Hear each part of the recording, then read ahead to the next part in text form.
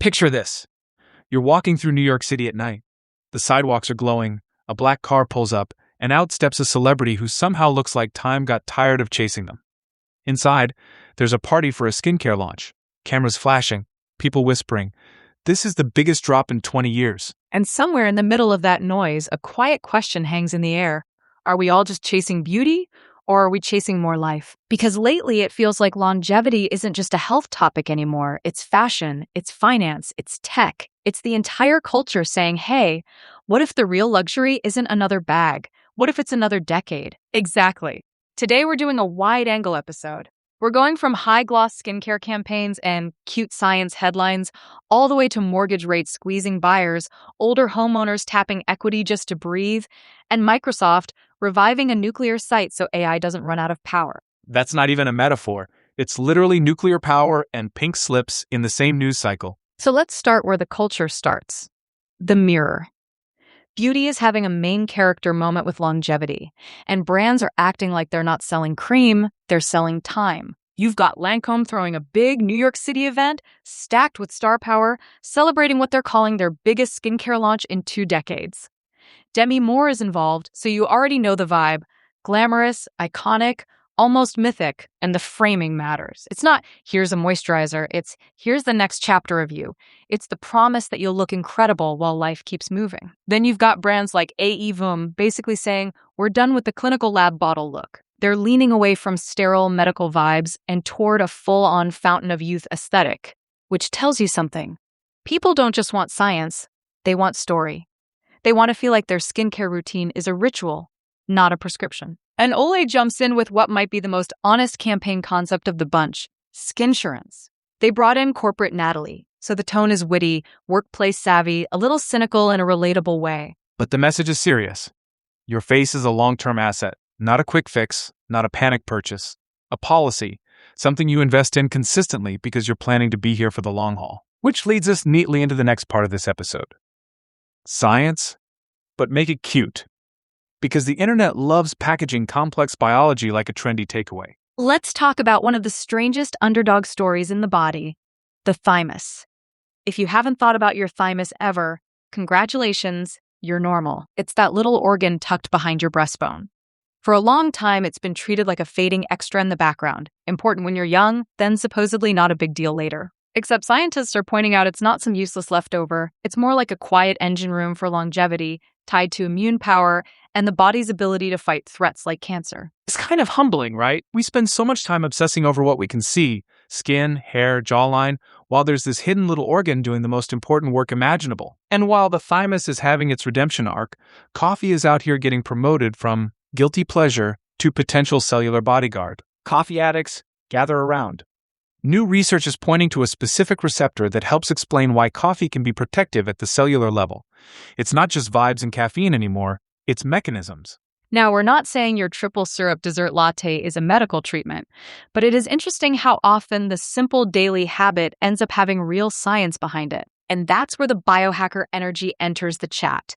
People like Alan Law are talking about building a longevity century, like we're designing a whole era where living longer and better is the default. Meanwhile, companies race to sell the latest metabolic shortcut, the newest hack, the next protocol. It becomes this marketplace where everyone's asking, what's the lever? What's the trick? What's the upgrade? But here's the twist in the story.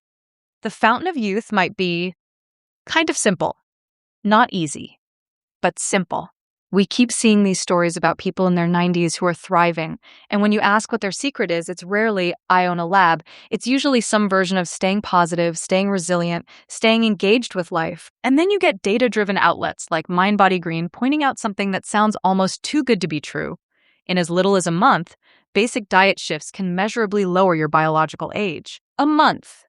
Not a 10-year transformation montage. Not a fantasy. Just consistent changes that your body can register and reflect. So you end up with this funny conclusion. Living longer might be less about futuristic tech and more about attitude, espresso, and maybe one really good serum that you actually use every day. Now, let's pull the camera back. Because longevity isn't only about your body and your skincare shelf, it's also about whether your life is financially livable. And right now, money stress is aging people fast. Mortgage rates have been creeping up again. The average 30-year fixed rate hit about 6.45%, and applications dropped, down 4.4%, as buyers basically looked at the math and said, not today. And you can feel the tension in that. People want stability, but the cost of locking in a home has gotten heavier. When rates rise like that, the dream doesn't disappear. It gets delayed or downsized or replaced with anxiety. Meanwhile, in the mortgage business itself, it's a tale of two balance sheets. Finance of America posted a profit, around $35.2 million this quarter, while loanDepot's losses widened to nearly $55 million, pressured by thin margins. And it's not like housing inventory is frozen. More homes are coming onto the market. But the story is tricky. The best deals, meaning the homes priced right for today's affordability reality, are still moving fast. So on one hand, you have more listings. On the other hand, you have buyers who can only realistically chase a narrow set of homes. Those get snapped up quickly, and everything else lingers like an awkward party guest. And the big platforms are seeing movement too. Zillow reported revenue up 18% to about $708 million. And UWM clocked a strong profit, $170.4 million. And they're expanding into home equity lending, which brings us to the part of the housing story that's quietly becoming a major plot line: older homeowners and home equity. Nonprofits like GreenPath are reporting that more older homeowners are leaning on their home equity to cover budget gaps. And it makes sense when you look at the backdrop.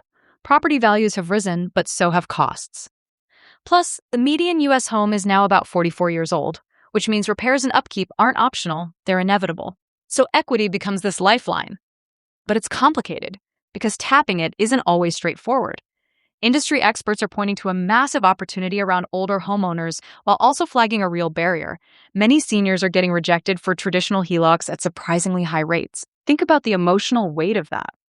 Someone did the responsible thing, bought a house decades ago, paid it down, and now when they try to access what they've built, the system says no. And that's where reverse mortgages enter the conversation. Another tool, but one that comes with family dynamics, fear, and a lot of misconceptions. Finance of America is even leading a sponsored NRMLA webinar, focused specifically on how family dynamics affect reverse mortgage outcomes.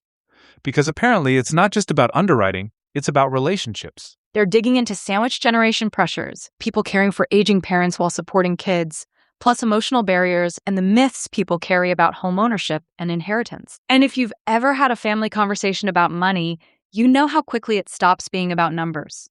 It becomes about guilt, control, independence, old promises, and unspoken expectations. So reverse mortgage professionals are increasingly dealing with something that isn't on the loan application: the living room conversation, the sibling group chat, the adult child who thinks this decision is a threat. Which circles back to longevity. If we're going to live longer, we need structures, financial structures, that hold up under longer lives. Otherwise, more years just means more years of stress. And now, for the final act of today's episode, we go from the very personal to the very industrial AI. Specifically, AI's hunger for energy, and the weird reality that sometimes the future is powered by the past. Microsoft is reportedly trying to power AI using the 3 Mile Island site. Yes, that 3 Mile Island, a place forever tied in the public imagination to nuclear fear. The headline basically reads like satire: let's bring a nuclear meltdown site back to life so AI doesn't run out of battery. But underneath the joke is a serious point. AI requires enormous energy, and the race to supply that power is getting intense. And while one side of AI news is about literal power plants, another side is about how AI thinks. Or maybe how it should think if we want it to learn better. Because new research suggests AI can perform better when it's slightly biased, when it mirrors the kinds of irrational probability shortcuts humans make. Which is both hilarious and unsettling. Hilarious because it's like we improved the machine by teaching it our nonsense. Unsettling because, wait, aren't we trying to get away from bias? It sounds like the nuance is that certain human-like heuristics can help learning in specific contexts, even if we still have to be careful about harmful bias. But the headline lands the punch: bridging the gap between Silicon Valley and your uncle on Facebook. So let's tie the threads together. We started with skincare and celebrity and the fantasy of looking incredible forever. Then we dropped into biology, the thymus, coffee receptors, metabolic dreams. Then we hit housing and money, where long life intersects with long-term affordability. And we end at AI, where the future demands so much energy we're turning to nuclear history, and so much intelligence we're even studying our irrationality. It's all the same story, really. Longevity is becoming an economy, a culture, a strategy, And it's not limited to supplements or step counts, it's everything. Your skin, your immune system, your interest rate, your parents' home equity, and the power grid. So here's a question to leave you with. If longevity is the new luxury, who gets to afford it? Is it only for the people at the NYC skincare party? Or can it also be the older homeowner trying to cover a budget gap without losing dignity? The young buyer staring at 645% and feeling locked out. The family trying to navigate care, inheritance, and real life? And for the rest of us, maybe the starting line is simpler than we think. Tend to your health in small ways. Take the walk. Make the food shift you can actually stick with. Protect your sleep like it's a savings account. And yes, if coffee loves you back, enjoy that espresso. Because the future is arriving no matter what. The question is whether we arrive in it feeling vibrant, supported and steady, or stressed, stretched, and sold a fantasy. Next time you put on serum, or check mortgage rates, or read an AI headline that sounds like a parody, remember, it's all connected.